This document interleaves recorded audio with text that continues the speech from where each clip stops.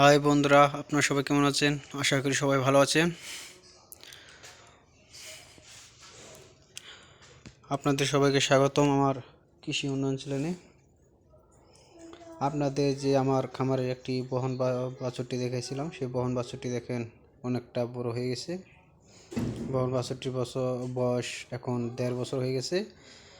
1 বছর 6 মাস, 1.5 বছরে একটু বেশি, 1 মাস বেশি আর কি। আর আমার যে সার বাছুরটি বিক্রি করে নিই, লাল পাকড়া সারটি, সেটি রয়ে গেছে দেশি সার। এটা আগামী 2025-এ বিক্রি হবে।